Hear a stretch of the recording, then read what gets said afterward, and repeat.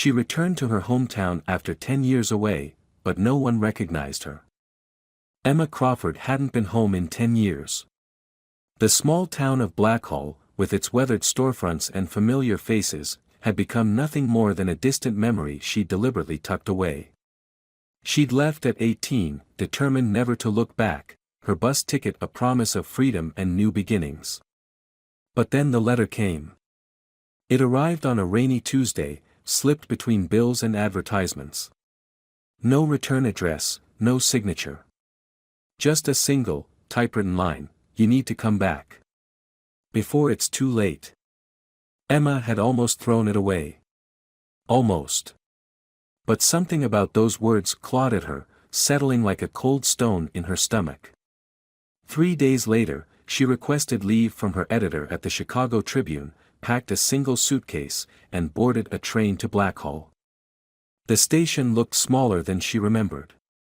Faded red brick, chipped paint on the bench where she'd once waited for the bus that would take her away.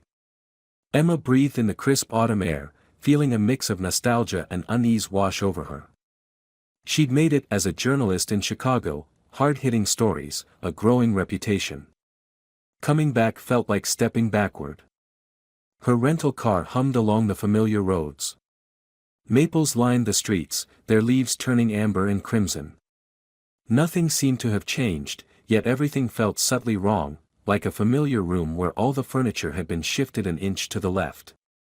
Main Street came into view. Blackhall Diner, Anderson's Hardware, the old movie theater with its Art Deco marquee.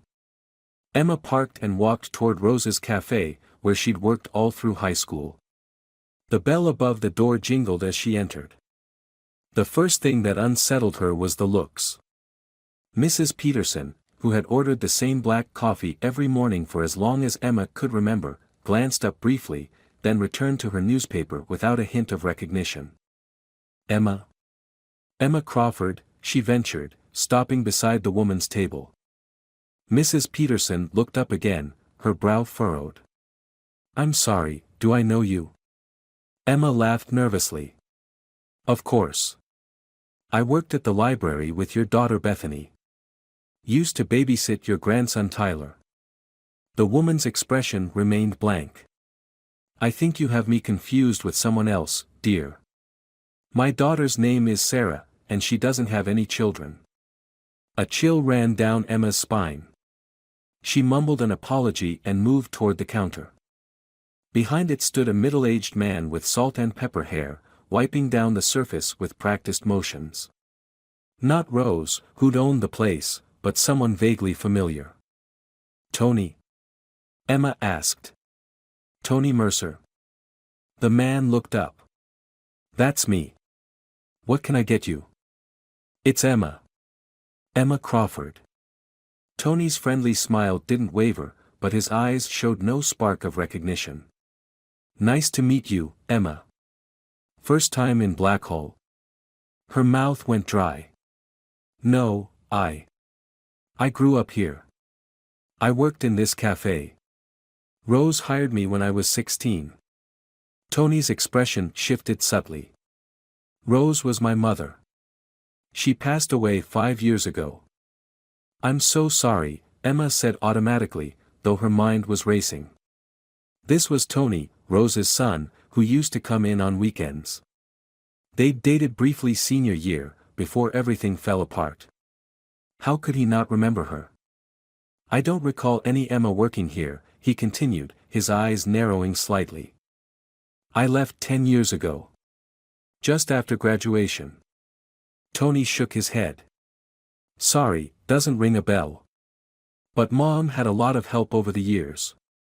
Emma ordered a coffee she didn't want, her hand trembling as she passed over the cash. She sat at a corner table, watching the familiar patterns of small-town life unfold before her. No one gave her a second glance. She was a stranger here. She pulled out her phone, scrolling through her contact list until she found Diane Nelson, her best friend from high school. They hadn't spoken in years, but Diane had stayed in Blackhall. The call went to voicemail, and Emma left a tentative message. Outside again, Emma walked down Main Street, her unease growing with each step. Old Mrs. Davis was tending to the flower boxes outside her house, just as she had done every day when Emma would pass on her way to school. "Mrs. Davis?" Emma called out, approaching the white picket fence. "It's Emma Crawford. How have you been?" The elderly woman straightened slowly, squinting in Emma's direction. "I'm sorry, do we know each other?" "Mrs. Davis, it's me. Emma. I used to help you with your garden every spring." The woman frowned, her weathered face creasing with confusion. "I don't know any Emma, dear. Are you new in town?" "No, I grew up here. My parents are Robert and Helen Crawford. We lived on Maple Street." Something flickered across Mrs. Davis's face, not recognition, but something darker. "The Crawfords," she said quietly. "They lost their daughter years ago. Terrible tragedy." Emma's heart stuttered. "What? No, I'm their daughter. I've been living in Chicago." Mrs. Davis shook her head firmly. "I'm sorry, but you're mistaken. Emma Crawford drowned in Blackhall Lake 10 years ago this summer." Emma felt as though the ground beneath her feet had suddenly disappeared. "That's impossible. I'm standing right here." "I don't know who you are," Mrs. Davis said, her voice hardening, "but this is a cruel joke. Those poor people have suffered enough." She turned away, her back rigid with disapproval. Emma stood frozen, her mind struggling to make sense of what she'd heard. A mistake. It had to be a mistake. With growing desperation, she made her way to Maple Street, to the two-story colonial where she'd grown up. The house looked exactly as she remembered. White with blue shutters, her mother's hydrangeas blooming along the front walkway. Emma's hands were clammy as she pressed the doorbell. Footsteps approached, and then the door swung open. Her mother stood there, her dark hair now streaked with gray, laugh lines deeper around her eyes. For one hopeful moment, Emma thought she saw recognition, but it quickly faded to polite inquiry. "Can I help you?" Helen Crawford asked. "Mom," Emma's voice cracked. "It's me." Helen's expression flickered, confusion, then something that might have been fear. "I don't have a daughter," she said, her knuckles whitening as she gripped the door. Emma felt as if she'd been struck. "What are you talking about?" "It's Emma. Your daughter. My daughter died 10 years ago." Helen's voice was brittle, like thin ice about to shatter. "Who are you? Why are you doing this?" "Mom, this is insane. I didn't die. I moved to Chicago. I became a journalist. We talked on the phone last Christmas." Helen's face paled. "Please leave," she whispered. "Robert. Robert, come here." Emma's father appeared behind her mother, his face lined with years she hadn't witnessed. When he saw Emma, he froze. "Who is this?" he asked her mother, as if Emma weren't standing right there. "She says she's Emma." Helen choked on the name. Robert Crawford's expression hardened. "I don't know what kind of sick game you're playing, miss, but our daughter drowned in Blackhall Lake a decade ago. We buried her. Dad. Leave now, or I'm calling the sheriff." His voice was ice, nothing like the warm timber she remembered from her childhood. "Please," Emma begged, "look at me. It's me." Her father reached for his phone. Emma backed away, tears blurring her vision. They truly didn't recognize her. Or worse, they were pretending not to. As she stumbled down the walkway, she heard her mother's muffled sobs behind the closing door. Back in her rental car, Emma sat with her hands gripping the wheel, trying to control her breathing. This was impossible. People didn't just forget someone existed. She couldn't have drowned. She was here, alive, with memories of the last 10 years. With trembling fingers, she pulled out her phone and Googled her own name along with Blackhall. The first result made her stomach drop, remembering Emma Crawford, 1996 to 2014, 5 years after the tragedy. She clicked on the link. It was an article from the Blackhall Gazette, dated 2019.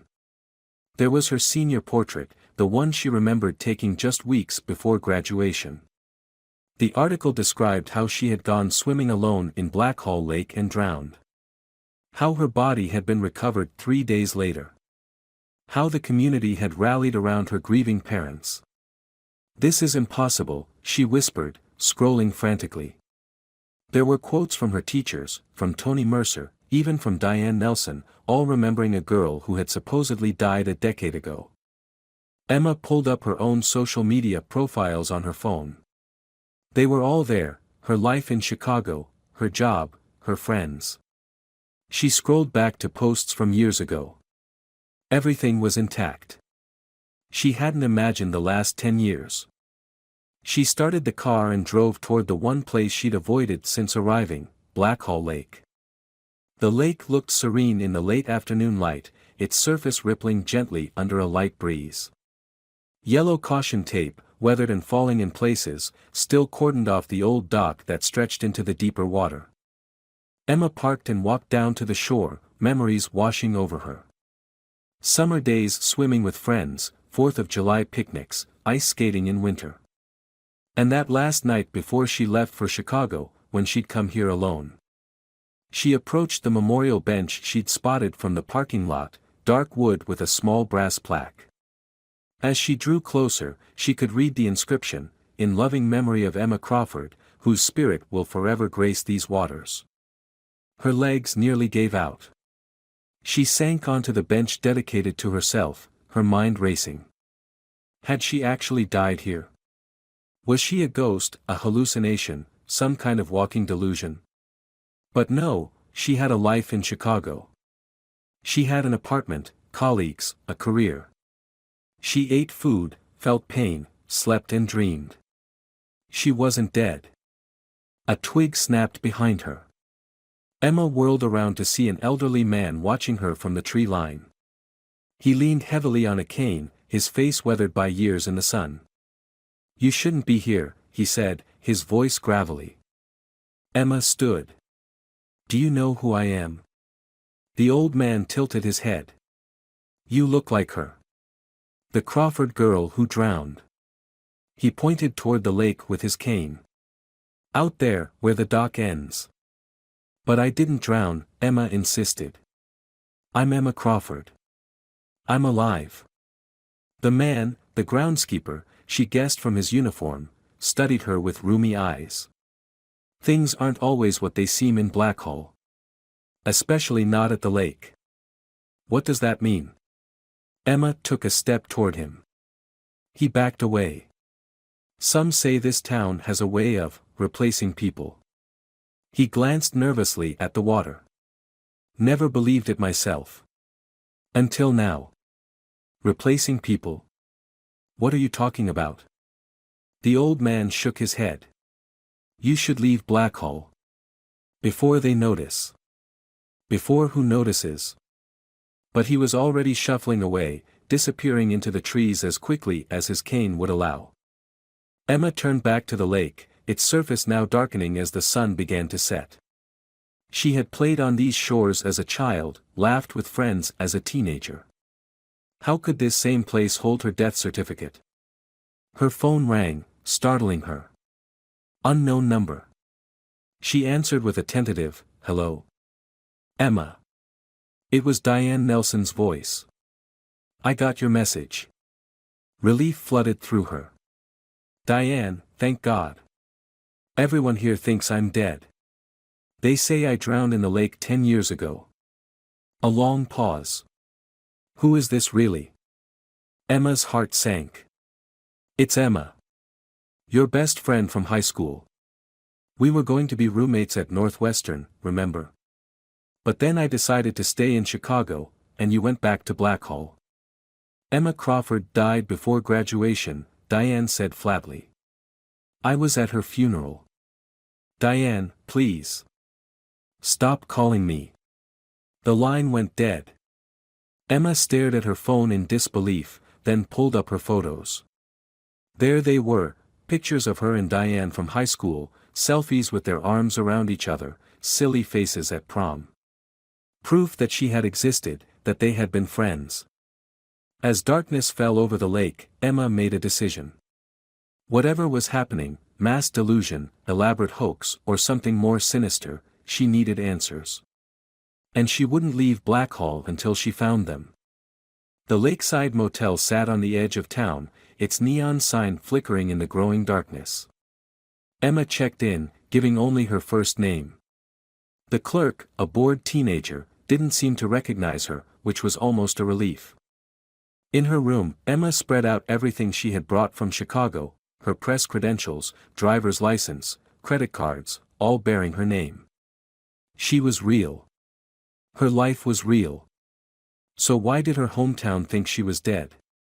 She pulled out her laptop and began what she did best, investigating. First, she dug deeper into the news archives about her supposed drowning. The articles all told the same story. Emma Crawford, 18, had gone swimming alone in Blackhall Lake the night before graduation. Her body was found 3 days later. Ruled an accidental drowning. Then she searched for anything unusual about Blackhall. Most results were tourist information about the historic downtown, the annual Apple Festival, the pristine lake. But one link caught her eye, a blog post titled "The Replacements of Blackhall, Urban Legend or Dark Truth." The blog was run by a paranormal enthusiast who chronicled strange occurrences in small towns across America. According to the post, Blackhall had a peculiar pattern. Every few decades, someone would return to town claiming to be a dead resident, only to disappear again shortly after. The blogger theorized that these were either imposters or, more fantastically, something inhuman taking the form of the deceased. A shower and change of clothes did little to calm her racing thoughts. Emma stood before the bathroom mirror, studying her reflection. Same brown eyes, same small scar above her right eyebrow from falling off her bike at 12. She was Emma Crawford. So why didn't anyone remember her? She was startled by a soft knock at her door. Hand trembling slightly, she peered through the peephole. The hallway appeared empty. Another knock, softer this time. "Who's there?" she called out. No answer. Just as she stepped back, a white envelope slid under her door. Emma snatched it up and yanked the door open. The hallway was deserted. Inside the envelope was a folded piece of paper with a single line of typed text, "Blackhall Library. Local History Room. Tomorrow, 10 a.m. It matched the style of the note that had brought her to Blackhall in the first place. Sleep eluded Emma that night as she tossed and turned, her mind cycling through possibilities, each more disturbing than the last. Morning arrived with a dense fog that clung to the town like a shroud. Emma dressed carefully, tucking her phone and the mysterious notes into her pocket. She checked out of the motel and drove to the library, arriving just as the doors opened. The Blackhall Public Library was housed in a Victorian mansion donated to the town in the 1930s. Emma remembered countless hours spent here as a child, losing herself in books. The elderly librarian at the front desk greeted her with a polite smile, showing no recognition. "The local history room?" Emma asked. "Second floor, east wing," the woman replied, already turning her attention to her computer. Emma climbed the creaking staircase and followed the familiar path to a room lined with archives, old photographs, and town records. As she entered, she noticed a middle-aged man with wire-rimmed glasses examining a large bound volume at one of the tables. He looked up as she approached, his eyes widening slightly. "You came," he said softly. Emma stopped. "You're the one who left the notes." The man nodded, glancing nervously toward the door. "My name is Professor James Miller. I teach history at the community college." He gestured to the chair across from him. "Please, sit. We don't have much time." Emma remained standing. "Why did you bring me back to Blackhall?" "Because you shouldn't exist," he said, his voice barely above a whisper. Yet here you are. What does that mean? Miller pushed the book toward her. It was open to a page of the Blackhall Gazette from June 2014. The headline read, "Local Teen Drowns in Lake Tragedy." "I've seen the articles," Emma said impatiently. "They're wrong. I didn't drown." "No," Miller agreed, surprising her.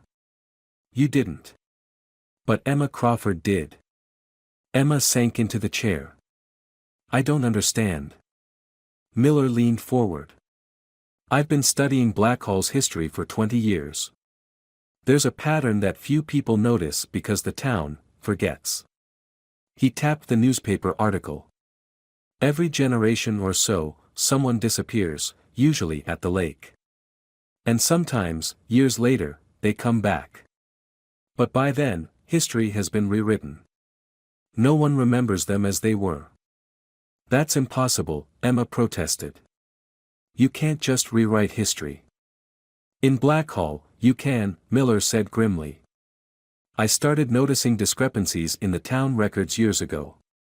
Dates that didn't match up, names that changed between documents, family histories that contradicted themselves. And you think I'm part of this pattern?" "I know you are," Miller said. "Because I remember you, Emma." Her heart skipped. "You do?" He nodded. "I was new to town when you were in high school. You interviewed me for the school paper about local legends." He smiled faintly. "You were the only person who took my research seriously. If you remember me, why doesn't anyone else?" Emma demanded. "Because they've been affected. The whole town has a kind of collective amnesia that rewrites itself. But sometimes people who are on the periphery, newcomers, outsiders, people who spend time away, were less susceptible." Emma's phone vibrated. She glanced down to see another text from an unknown number, "You shouldn't have come back." She showed it to Miller, whose face drained of color. "We need to go," he said, gathering his materials. "It's not safe here." "Who sent this?" Emma demanded. "Who knows I'm here?" "The same ones who've been watching me for years," Miller said, his voice low and urgent. "Blackhall has guardians, people who protect its secrets. They know you've returned, and they'll do anything to preserve the town's version of reality." As they hurried toward the exit, Emma caught sight of a familiar face entering the library, Sheriff Carson, who'd coached her softball team in middle school. The moment he saw her, his hand moved to his gun. "Professor Miller," he called out, his voice echoing in the quiet library. "Is this woman bothering you?" Miller stepped slightly in front of Emma. "Not at all, Sheriff. Just helping a visitor with some local history." The sheriff's eyes narrowed as he studied Emma. "Ma'am, I'm going to need to see some identification." Emma reached for her purse, but Miller's hand on her arm stopped her. "Run," he whispered. She bolted toward the side exit, hearing the sheriff shout behind her. Outside, rain had started to fall, droplets mingling with the lingering fog. Emma sprinted across the parking lot to her rental car, fumbling with the keys. As she pulled away, she saw Miller being escorted firmly back into the library by the sheriff. She wanted to go back for him, but the professor's warning echoed in her mind, it wasn't safe. Emma drove aimlessly, her mind struggling to make sense of everything Miller had told her. A town that rewrote its own history. People who forgot the truth. Something beneath the lake. It sounded insane, yet somehow it was the only explanation that fit the impossible reality she was experiencing. Her phone rang. Unknown number. "Hello?" she answered cautiously. "Emma," her own voice responded. "You shouldn't have come back."